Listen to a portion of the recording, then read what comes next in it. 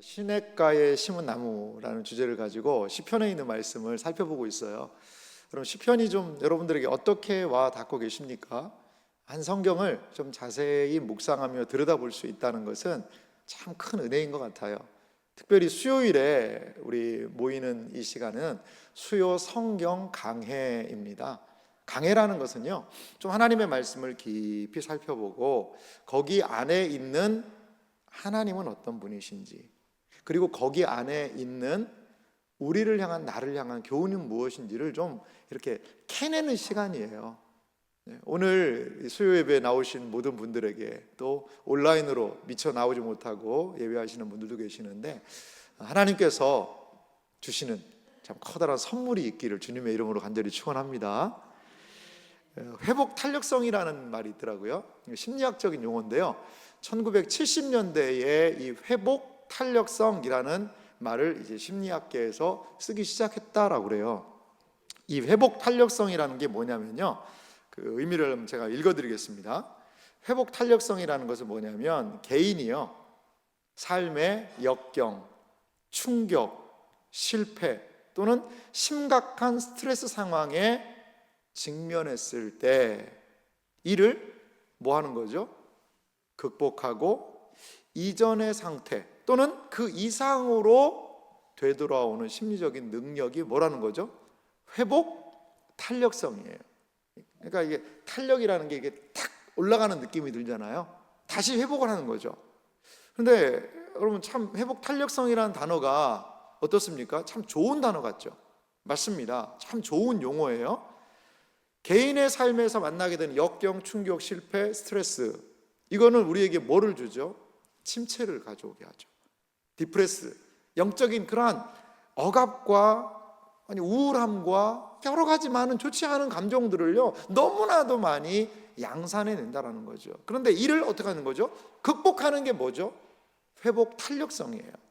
그래서 이전 상태 또는 그 이상의 상태, 예전보다 회복 탄력성을 받으면 더 좋아질 수도 있는 거죠. 탄력을 받아서요, 용수철이 튀어오르듯이 탁 튀어오를 수 있는 것이 회복 탄력성이라는 단어입니다. 설교를 하면서 왜 이렇게 어려운 말을 먼저 하냐, 오늘 제가 기대하는 게 회복 탄력성이에요.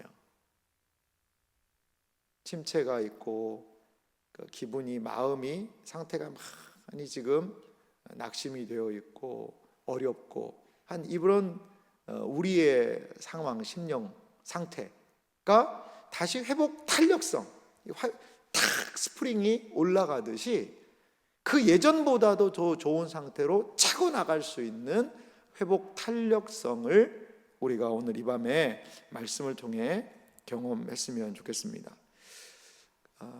그리스도인에게도 시련은 찾아와요. 질병도 찾아오기도 하고요, 낙심의 상황이 찾아오기도 하고, 정말 기도하며 준비했는데도 불구하고요, 사업이 잘 안 되기도 합니다. 잘 나가던 여러 상황들이 너무나도 곤두박질 치는 것 같은 어려움이 있기도 하고요. 그리고 또 무엇보다도 우리를 힘들게 하는 게 뭐냐면요, 인간관계예요. 여러분, 인간관계가 좋을 때는 좋지만요, 말 한마디, 행동 하나 때문에 무너지는 것이 우리의 모습이기도 하거든요. 이러한 상황에 놓여 있다면 오늘 이 말씀을 더욱더 우리는 집중해서 살펴야 합니다. 왜? 무엇 때문에요? 우리에게 회복 탄력성이 필요하기 때문에 그렇습니다. 오늘 시편 말씀을 보니까요, 아삽이라는 사람이 이 시를 지은 것으로 여겨집니다. 이 시인의 오늘 현실을 먼저 우리가 좀 바라볼 수 있는데, 뭐냐면요, 기도를 해도 불안한 거예요. 이게 시인의 현실이에요. 기도를 해요. 열심히 기도를 하고 예배를 드리고 신앙적인 행위를 합니다. 그런데요, 마음이 불안한 거예요. 자, 오늘 1절 말씀 이렇게 말합니다. 시편 77편 1절인데요, 제가 읽겠습니다. 아삽의 시, 인도자를 따라 여두둔의 법칙에 따라 부른 노래. 내가 내 음성으로 하나님께 부르짖으리니, 내 음성으로 하나님께 부르짖으면 내게 귀를 기울이시리로다. 아멘.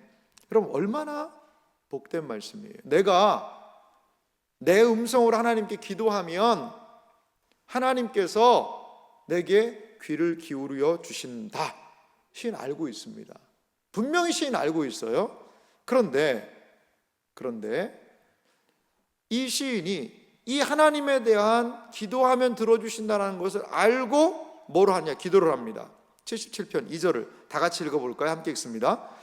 나의 환난 날에 내가 주를 찾았으며 밤에는 내 손을 들고 거두지 아니하였나니 내 영혼이 위로받기를 거절하였도다. 아멘. 좀 읽기는 읽었지만 조금 잘 안 맞는 느낌도 있죠. 자, 환난 날에 어떻게 해요? 주님을 찾았어요. 기도했다는 거죠. 밤에 내 손을 들고 거두지 아니하였다. 이 사람 뭐 한 거죠? 철야기도 한 겁니다. 밤에도 막 손 들고 주여 주여 하면서 기도한 거예요. 그런데 이 뒤에 말이 좀 안 맞는 것 같아요. 내 영혼이 하나님께 위로받기를 원하였도다. 이렇게 해야지 맞는 것 같잖아요. 그런데 왜 이 시인은 위로받기를 거절했을까요? 그 이유가 뭘까요? 우리는 기도를 통하여서 하나님께서 응답해 주시든지 아니면 거절하시더라도 마음에 평안을 주기를 원하죠. 그게 위로입니다. 그런데 왜 시인은 위로받기를 거절하고 있죠? 이것은 하나님의 위로가 아니에요. 사람들의 위로죠. 너 어려운 일 당했다며, 아유 잘 될 거야, 걱정하지 마. 이러한 이 시인은 지금 하나님의 위로가 아니라 사람들의 위로까지도 뭐하고요? 탁 차단하고 오직 하나님께만 집중하고 있는 상태라는 것입니다. 그런데요, 이렇게 기도하면요, 뭔가 돼야 되지 않을까요? 철야기도 해보셨습니까, 여러분? 답답해가지고 금식하며 기도해 보신 적이 있습니까? 그래요. 그렇게 기도하면 뭔가 돼야 되지 않을까요? 그런데 오늘 시편 77편 3절과 4절 말씀 보면 이 시인의 상태를 이렇게 말하고 있습니다. 3절을 제가 읽겠습니다. 내가 하나님을 기억하고 불안하여 근심하니 내 심령이 상하도다. 여러분, 하나님을 기억하면 어떨까요? 하나님을 기억하면 좋죠. 하나님을 기억하면 은혜가 되죠. 그런데 오히려 이 시인은 하나님을 기억하고 불안하고 근심하고 내 영혼이 상하는 거죠. 왜? 하나님의 기도 응답이 없기 때문에 그런 거죠.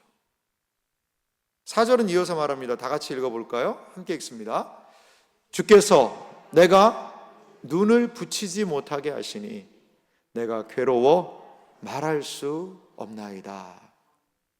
아멘하기가 참 그렇죠. 눈을 붙이지 못한다. 여러분, 왜 눈을 붙이지 못할까요? 언제 잠 안 오세요, 여러분? 잠은 언제 안 와요? 걱정할 때. 정말 충격적인 상황을 만났을 때 이 자려고 해도 잠이 안 와요. 눈만 멀뚱멀뚱하게 뜨고 말이죠. 너무나도 이 문제의 상황이 커가지고 이게 내 마음을 쾅 하고 부딪혀 오니까요, 괴로워서 말을 할 수가 없는 거죠. 잠도 못 자는 상태로 말이죠. 여러분, 지금 이 시인의 상태가 어떻습니까? 하나님을 기억하며 불안하고 근심합니다. 불안하다라는 것은요, 어떠한 한숨을 짓다라는 것으로도 번역한 분이 있더라고요. 그는 간구 가운데서 하나님께 기도했어요. 왜? 어려운 때에 기도하면 하나님 들어주신다며. 그런데 어려운 때 기도하는데 오히려 괴로운 거예요. 힘든 겁니다. 하나님으로부터 이 시인은 지금 무엇을 경험하고 있을까요? 차가운 거절감을 경험하고 있는 겁니다. 여러분, 신앙생활하면서 혹시 그런 때를 경험해 보신 적이 있습니까? 나는 열심히 하나님을 찾고 싶은데, 나는 정말 하나님의 은혜가 필요한데, 나 정말 너무나 괴롭고 힘든데, 기도해도 예배를 드려도 찬양을 불러도 내 마음이요, 이 위로가 안 되는 거예요.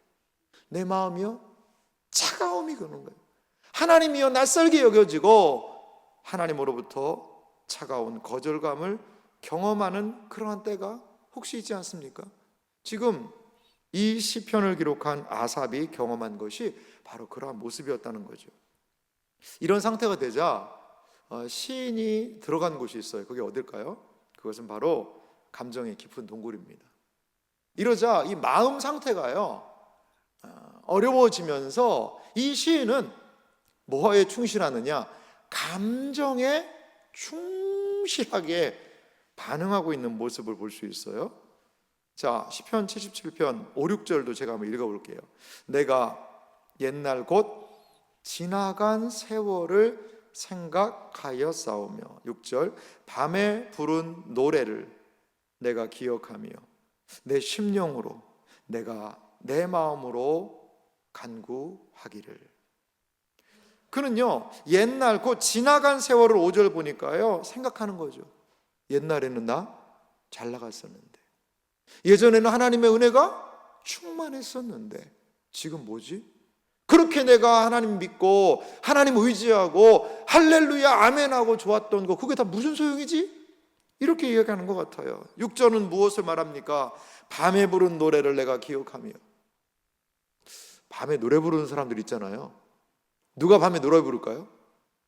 혹시 밤에 노래 불러 보신 적 있으세요? 물론 뭐 밤에도 노래 부를 수 있죠. 밤에 노래를 누가 부르냐면 좀 술 취하신 분들이 이제, 저는 그렇게 해본 적은 없는데 이게 뭐가 들어가면 밤에 막 길거리에서 노래 부르고 막 다니시는 분이 계시기도 하죠. 근데 밤에 부르는 노래는 물론 긍정적인 의미도 있어요. 하나님께서 행하신 일들을 기억하며 노래할 수도 있죠. 근데 밤이라는 시간은 노래 부르기에는 적합하지는 않은 시간 같거든요. 밤에 부르는 노래는 어때요? 구슬퍼요. 처량해요. 뭔가 그냥 점점 멀어져 간다 이런 노래 부를 것 같아요. 막 밝고 신나고 좋고 기분 좋은 노래보다는 밤에 노래 부르면 신세 한탄 노래가 더 잘 어울리지 않을까요? 그러면 이 시인이 밤에 무슨 노래 불렀을까요? 그게 바로 7절부터 이야기하고 있어요. 7절부터 제가 읽어보겠습니다.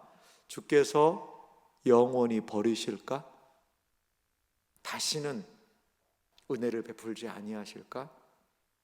그의 인자하심은 영원히 끝났는가? 그의 약속하심도 영구히 패하였는가?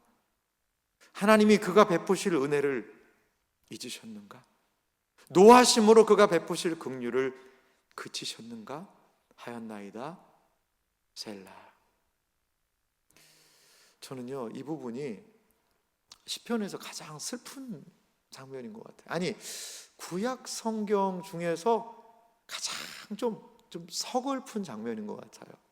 이 부분을 제가 여러 내용을 가지고 좀 도움을 받아서 한번 사역을 한번 해봤거든요. 6절부터 한번 사역을 해봤습니다. 6절부터 사역을 한번 한 내용인데 한번 들어보실래요? 내가 밤에 누워 지난 날들을 뒤척여 본다. 내 마음 깊은 곳을 끌어올려 묵상하며 내 영혼은 계속해서 질문을 던진다. 주께서 더는 나를 사랑하지 않으신 걸까? 영원하다고 하신 하나님의 호의가 끝나버린 걸까? 그분의 약속이 이제는 헛된 말이 되어 세대에서 세대로 이어지지 않는 걸까? 하나님이 자비를 거두신 걸까? 그의 긍휼을 끝내신 걸까? 전능하신 분이 더 이상 감동하지 않으시고 우리에게 은혜 주시기를 그만두신 것일까? 여러분, 제가 짧은 문장을 읽었습니다만 이 문장을 듣는 것만으로도 마음이 무거워지지 않습니까? 지금 이것이 이 시인의 상태였다는 거죠.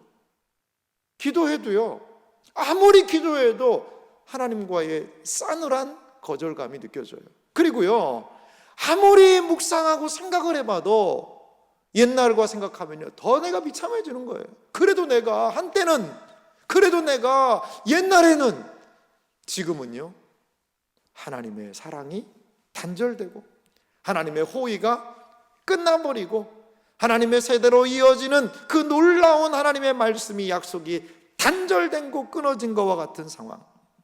여기에 몇 가지 동사가 매우 비참한 동사들이 있어요. 버리다, 내치다는 뜻이 있어요.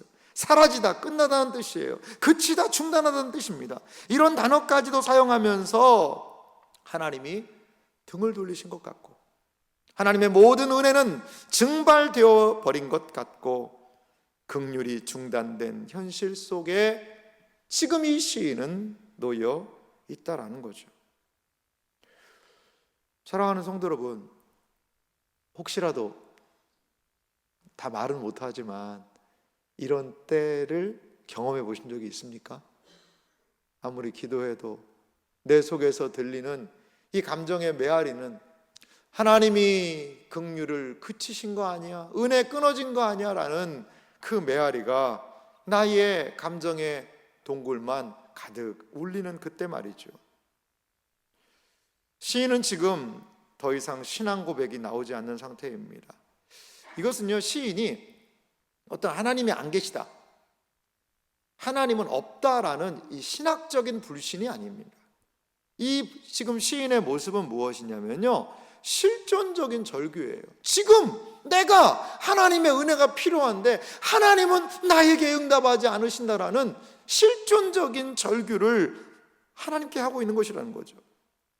시인은 하나님의 침묵으로 인해서 지금 신앙의 공백을 경험하고 있습니다. 그런데요, 여기서 우리가 기억할 게 있어요.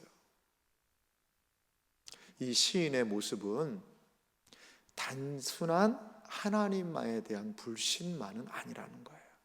이것을 보고 하나님에 대한 불신이다라고 우리는 이 시인의 이 절규를요 정죄할 수 없어요. 정죄할 수 없습니다. 왜 그럴까요?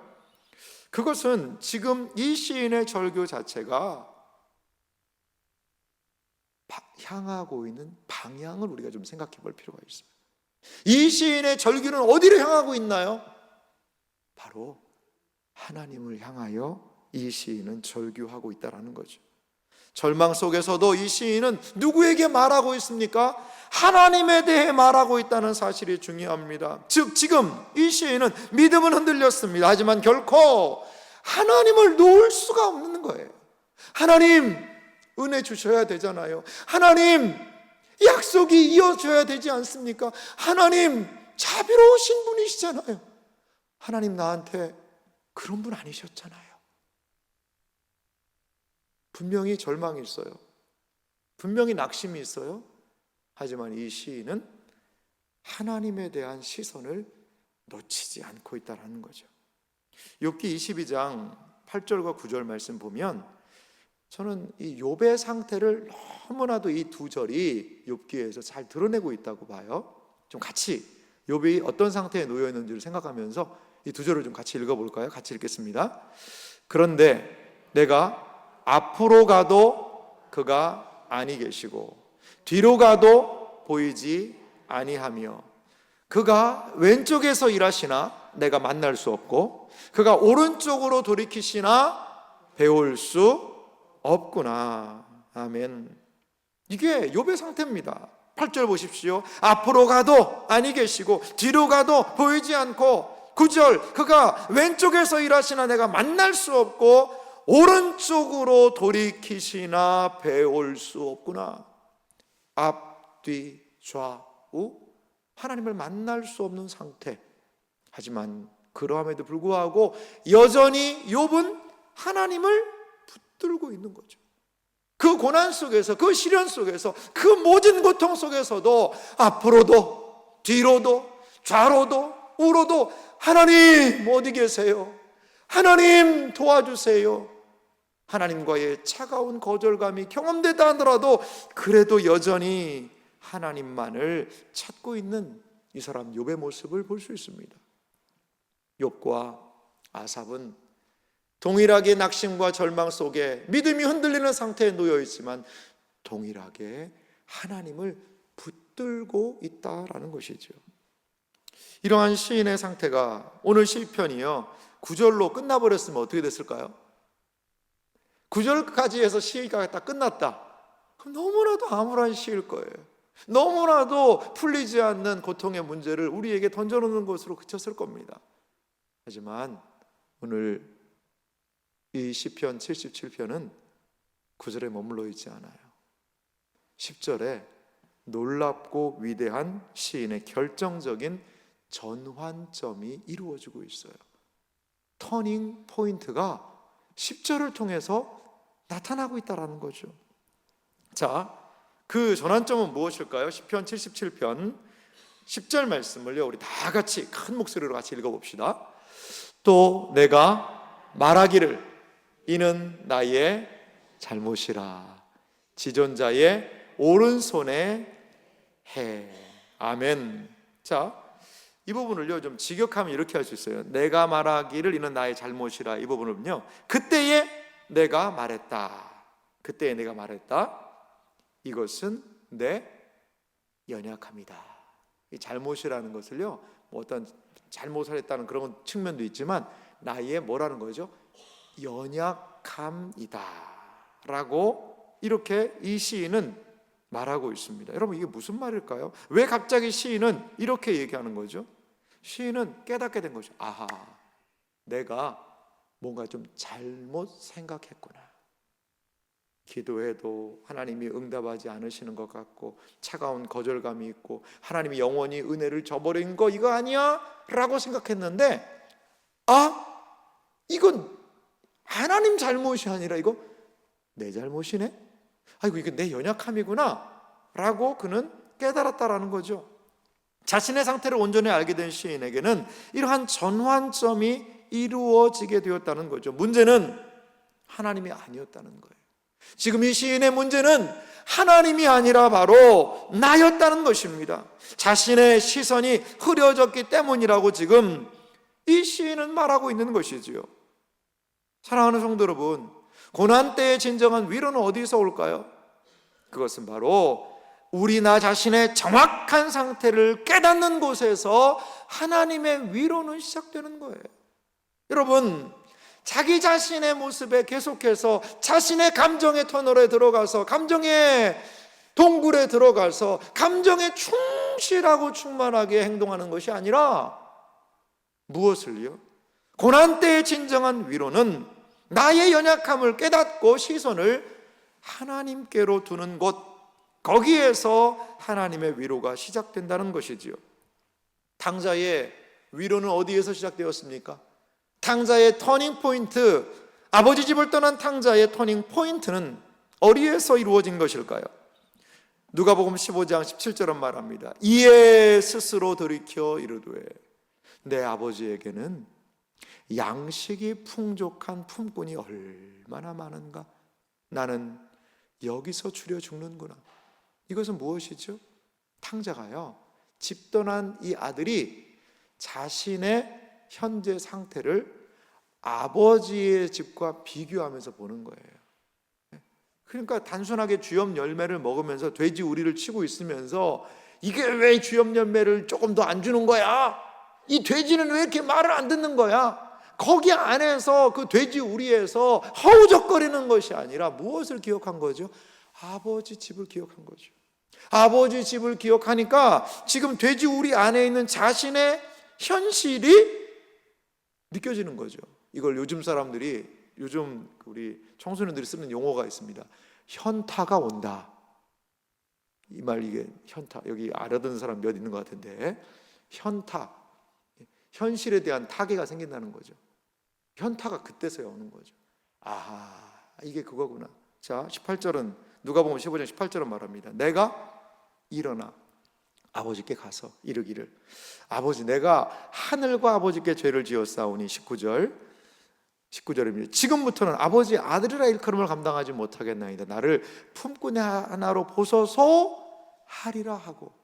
그래요, 아버지 집을 기억하니까 현실에 대한 상황 인식이 오게 되고, 이것이 탕자의 회복의 터닝 포인트가 되었다라는 것이죠. 우리는요, 하나님 앞에 많은 간구를 하죠. 기도를 합니다.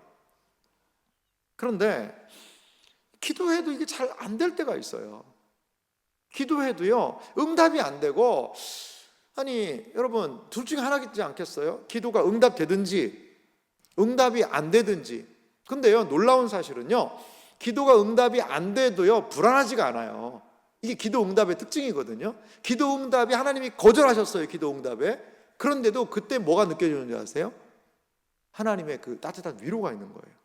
기도가 응답이 안 됐는데도요, 그 진정으로 하나님과의 기도를 통해 관계가 있을 때는요, 내 마음에 기쁨이 있어요. 감사가 있거든요.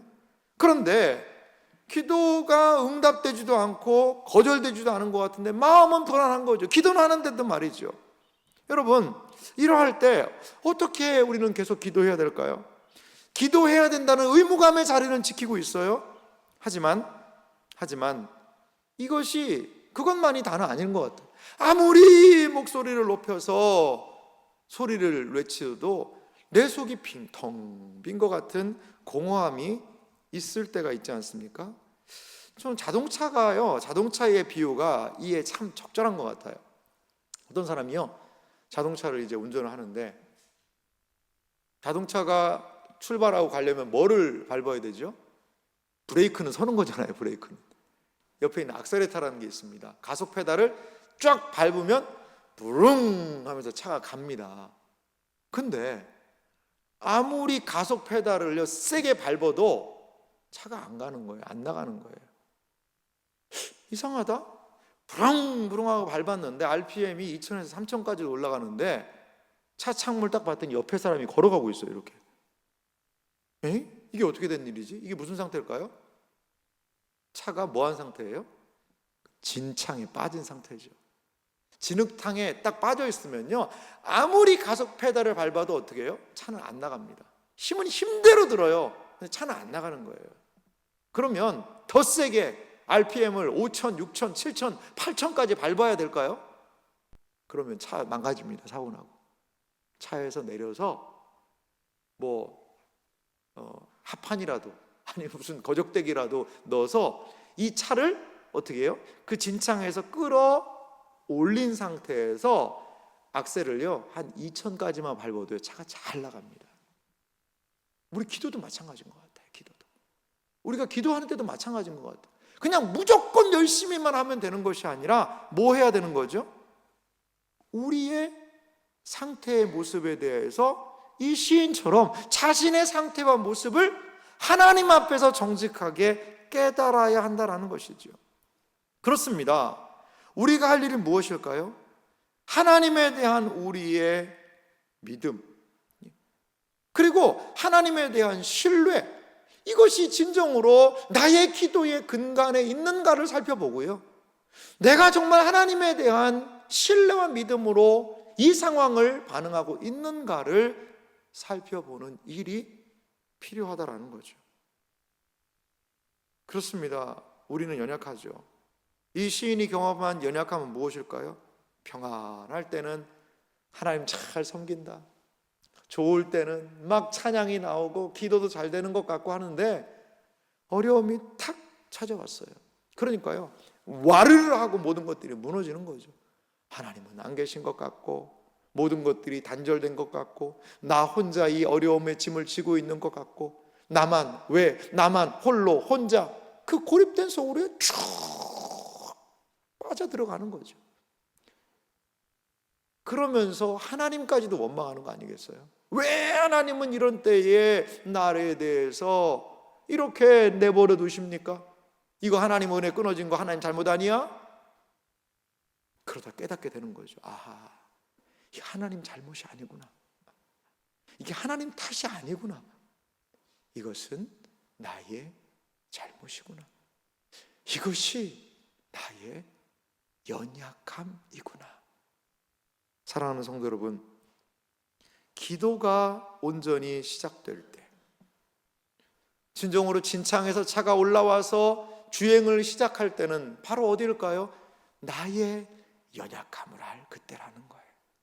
나의 모습을 보고 시선을 내 문제와 내 상황과 온통 내 안에 있는 것들 안에 함몰되어 있던 것에서 이제 시선을 하나님께로 돌이키고 나의 약함을 알고 하나님을 향하여 시선을 옮기는 것, 거기에서부터 온전한 문제의 위로와 해결책이 시작된다는 거죠.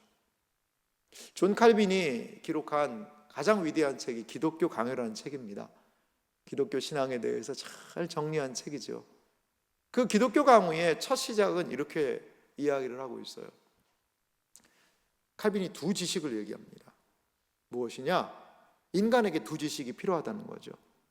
첫 번째는 우리 인간 자신을 정직하게 아는 지식이 필요하대요. 내가 누구인지를 알게 되면 그때 나타나는 반응이 무엇이냐? 하나님을 찾게 된다는 거죠. 그래서 우리에게 하나님에 대한 지식이 필요하다라고 얘기해요. 그렇습니다. 칼빈이 정확하게 본 거예요. 나 자신을요 정확하게 보게 되면 그러면은요 하나님 찾게 되는 거예요. 그리고 하나님에 대한 바른 지식은요 내가 누구인지를 분명하게 알려준다는 거죠.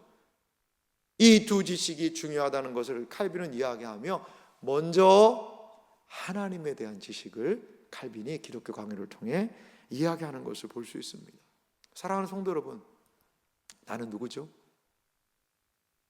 나는 누굴까요 과연? 나는 과연 어떤 사람일까요? 나는 나 자신에 대해서 하나님 앞에서 나를 어떻게 생각하고 기억해야 할까요? 오늘 시인은 하나님 앞에서 자신의 잘못을 기억하고 깨닫게 돼요. 그러면서 이것은 나의 연약함이구나 라고 시편의 이 아삽이 고백한 이후에 그는 다시 하나님을 기억하고 있는 것을 볼 수 있어요. 자신의 연약함을 깨닫자, 자신의 존재 자체를 깨닫게 되자 그는 무엇을요? 하나님을 이제 기억하게 되었다라는 것입니다. 시편 77편 11절과 12절 오늘 본문 말씀 두 절을요 우리 다 같이 한 목소리로 읽어볼까요? 같이 읽겠습니다. 곧 여호와의 일들을 기억하며 주께서 옛적에 행하신 기이한 일을 기억하리이다. 12절은 말합니다. 또 주의 모든 일을 작은 소리로 읊조리며 주의 행사를 낮은 소리로 되뇌이리이다. 아멘. 시인이 한 일은 무엇이었습니까? 그것은요 11절 여호와의 일들을 기억하는 거죠. 시인이 조금 전에 했던 건 뭐죠? 옛날에 나 잘 나갔을 때 그것만을 기억했었잖아요. 그런데 자신의 잘못을 깨닫게 되자 그는 누구를 기억하는 것으로 바뀌게 됩니까? 여호와의 일들을 기억하는 것으로 바뀌게 됩니다.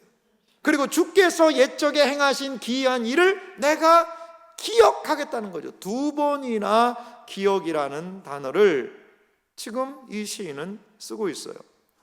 그리고 단순하게 기억하는 것에 머물러 있지 않아요. 12절에 보니까요 주의 모든 일을 작은 소리로 읊조리며 주의 행사를 낮은 소리로 되뇌이리이다. 여러분, 작은 소리로 읊조리다, 낮은 소리로 되뇌이다, 이게 무슨 말일까요? 예전에 개역 한글판에는 이것을요 이 단어를 묵상이라고 표현했었어요. 묵상. 작은 소리로 읊조리는 것이 무엇이냐? 그게 묵상이에요.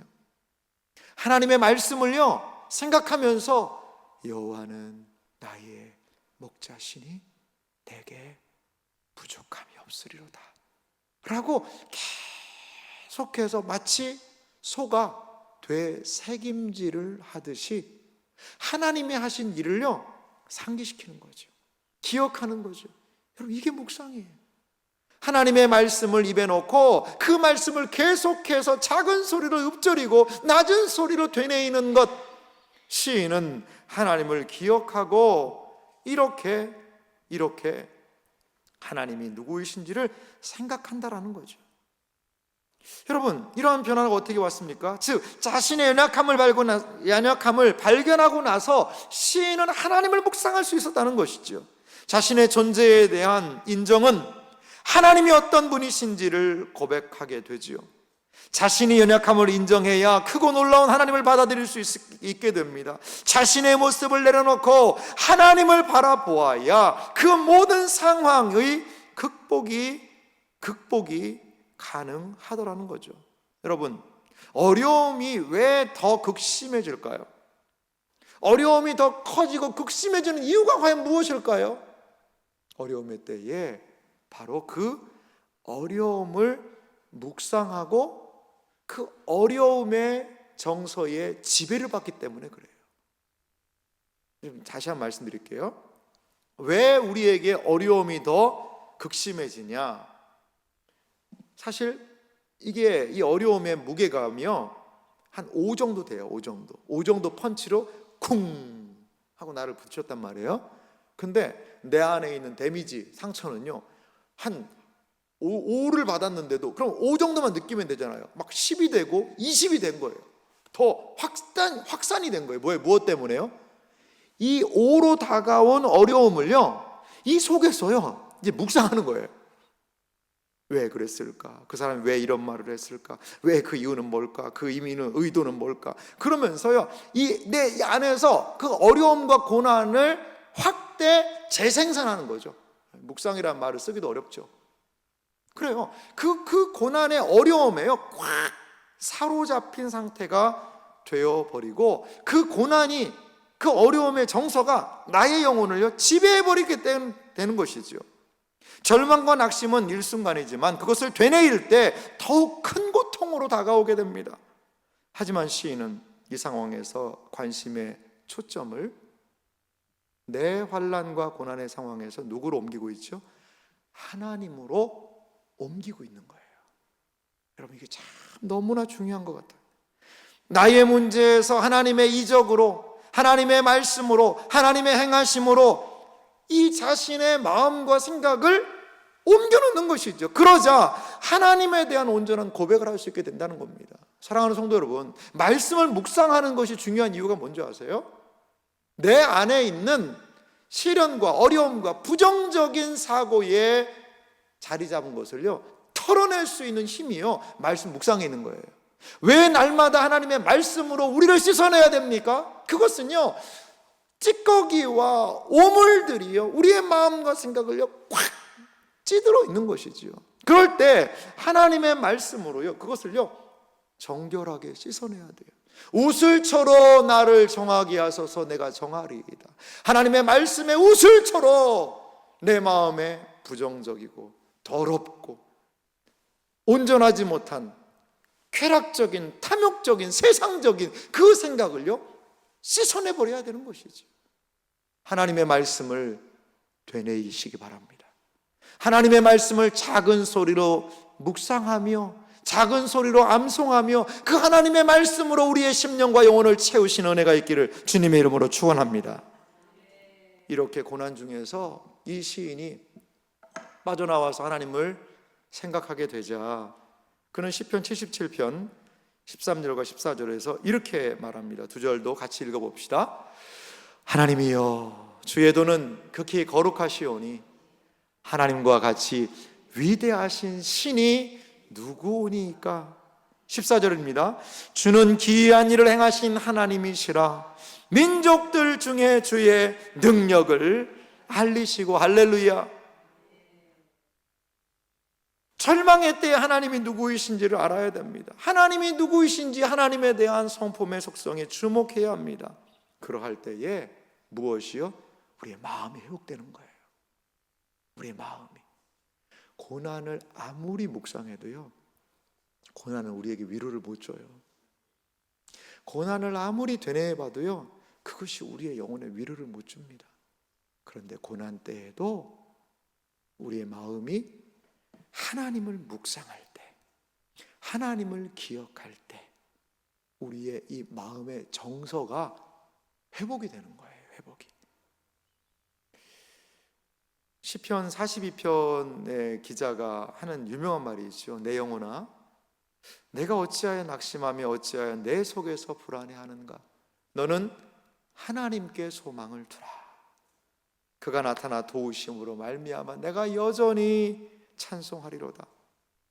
고난의 때, 낙심할 때에 하나님께 소망을 두라라는 이 시편 기자의 기억을 여러분 기억해 보시기 바랍니다. 그렇다면 이렇게 시인에게 시선의 전환이 오게 되자 새롭게 해석된 일이 있었어요. 그것이 무엇일까요? 그것은 바로 하나님에 대한 기억인데요 물들이 주님을 본다, 이런 독특한 표현을 해요. 이렇게 이 시인의 마음속에 이제 고난을 묵상하다가 그것을 내려놓고 잘못이라 인정하고 하나님을 묵상하고 하나님의 큰 일을 생각하고 할 때 새롭게 재해석된 사건이 있었어요. 그것이 무엇이냐면요 바로 오늘 16절 말씀 봅시다. 16절은 이렇게 말해요. 하나님이여 물들이 주를 보았나이다. 물들이 주를 보고 두려워하며 기품도 진동하였고. 17절도 읽어볼게요. 구름이 물을 쏟고 궁창이 소리를 내며 주의 화살도 날아갔나이다. 18절은 같이 읽겠습니다. 회오리 바람 중에 주의 우레소리가 있으며 번개가 세계를 비추며 땅이 흔들리고 움직였나이다. 아멘.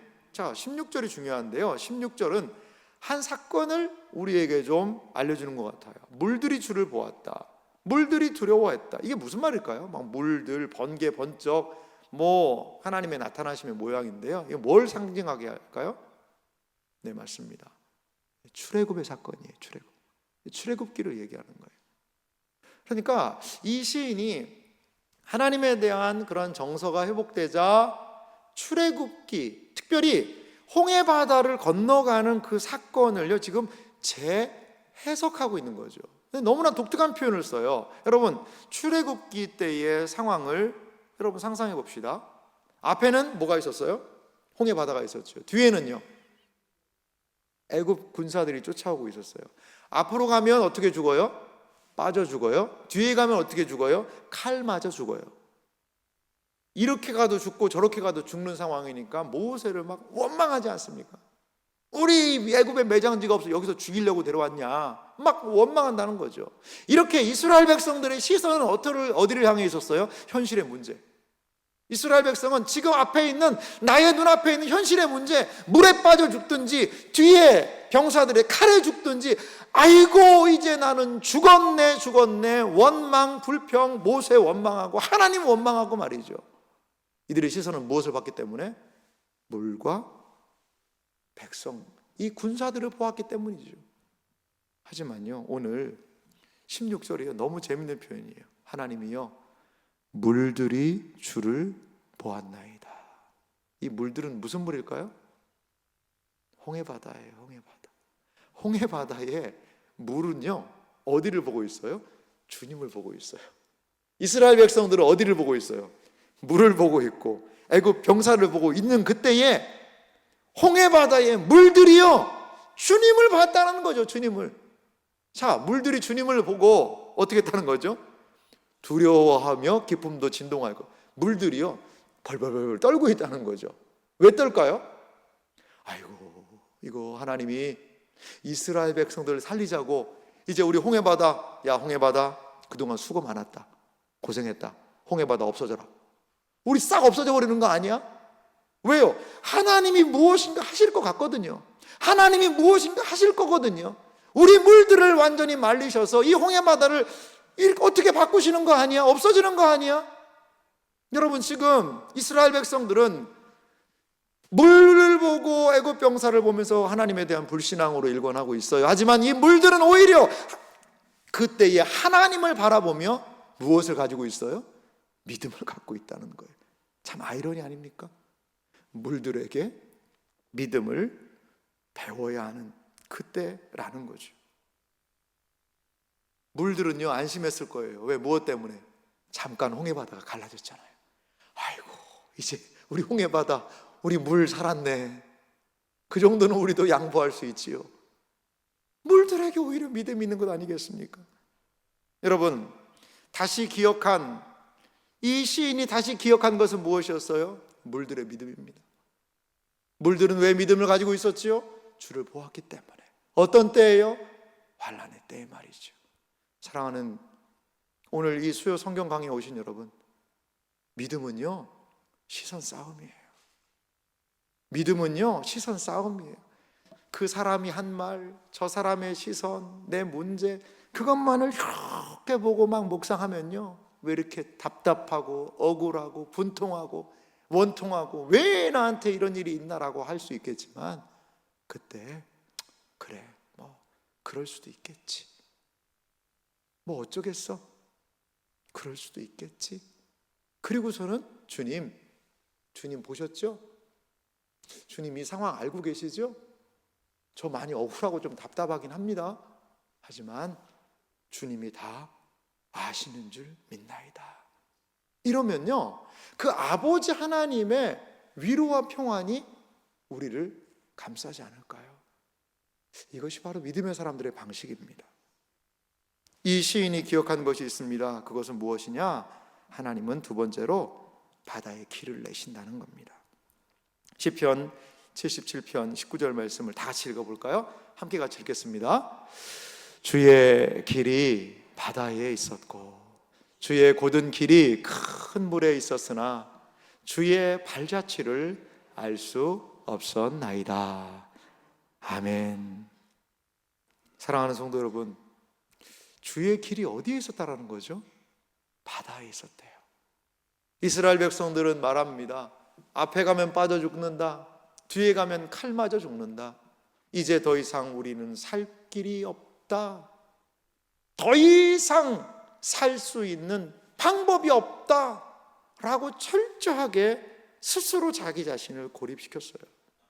그러나 물들의 믿음을 넘어서서 하나님은 무엇을 이들에게 허락하셨습니까? 바다에 길을 내신 거예요. 바닷속에 말이죠. 바다가 물이 벽이 되어 누구도 상상할 수 없는 그 바다에 길을 내셔서 하나님은 주의 백성을 이끌고 인도하신다는 사실을 여러분 믿으시기 바랍니다. 이것이 우리가 붙들어야 대한 하나님에 대한 진리가 아닐까요? 사랑하는 성도 여러분, 길이 어디에 있습니까? 앞도 막히고 뒤도 막히고 왼쪽 오른쪽 다 막혔습니다. 그런데 길은 어디에 있습니까? 길은 하나님께 있음을 믿으시기 바랍니다. 우리는 양자택일을 원합니다. 하나님 이쪽이 아니면 이쪽 아니겠습니까? 하지만 복음은 언제나 우리에게 제3의 길을 이야기해요. 우리가 상상할 수도 없는, 생각할 수도 없는 제3의 길로 하나님은 우리를 인도하실 수 있다는 사실을 여러분 믿으시기 바랍니다. 그렇습니다. 이 시인은 분명히 회복되었어요. 사실 달라진 거 아무것도 없잖아요. 그의 환난이 다 풀어졌다, 환난과 어려움이 다 극복되었다라고 오늘 성경 이야기하지 않습니다. 그에게 달라진 것은 무엇입니까? 시선의 차이지요. 내 고난을 묵상하고 혼자 감정의 깊은 동굴 속에 들어가서 감정의 메아리 속에서 휩싸여 있는 것이 아니라 이것이 나의 잘못이구나 라고 그 감정의 터널에서, 감정의 동굴에서 뛰쳐나와 하나님을 묵상하고 하나님을 바라보게 되자 그는 자신의 문제를 새로운 시선으로 보게 되었다는 겁니다. 20절은 무엇을 말합니까? 주의 백성을 양떼같이 모세와 아론의 손으로 인도하셨나이다. 할렐루야. 하나님께서는 우리도 시련과 환난과 고통과 고난과 극심한 스트레스 속에서도 우리를 반드시 인도할 수 있는 분이심을 여러분 믿으시기 바랍니다. 사랑하는 성도 여러분, 그렇습니다. 우리 성도들에게 회복의 탄력성은 어디에 있습니까? 어떻게 우리는 회복하며 어떻게 우리는 이전보다도 더욱더 온전함으로 나아갈 수 있을까요? 우리 신자의 회복의 탄력성은 하나님께 있음을 믿으시기 바랍니다. 그 말씀을 마음에 두고 묵상하고 생각하며 나아갈 때 내 머리로는 상상할 수 없는 진리로, 은혜로 우리를 인도하실 것입니다. 사랑하는 성도 여러분, 욥은 어떻게 고백하고 있을까요? 앞으로 가도 뒤로 가도 왼쪽도 오른쪽도 하나님을 발견할 수 없었던 욥은 욥기 23장 10절을 통해 이렇게 고백합니다. 다 같이 읽겠습니다. 그러나 내가 가는 길을 그가 아시나니 그가 나를 단련하신 후에는 내가 순금같이 되어 나오리라. 아멘. 사랑하는 성도 여러분, 욥은 이 하나님의 부재와 같은 현실을 무엇으로 받아들였어요? 나를 단련하신 후에 나는 순금이 될 거예요. 내 모난 모습이 있기 때문에 이 어려움을 통해 더욱더 하나님 의지하오니 주여 나를 온전케 하소서. 욥은 하나님 안에서 진정한 회복의 탄력성을 구하고 있는 거죠. 사랑하는 성도 여러분, 환난 날에 우리가 할 일은 주님을 기억하는 일입니다. 그리고 시선을 빼앗기지 않는 일이에요. 감정에 너무 충실하지 마세요. 상황에 너무 함몰되지 마세요. 문제에 너무나도 집중하지 마세요. 주를 바라보십시오. 주님을 바라보십시오. 주를 바라보십시오.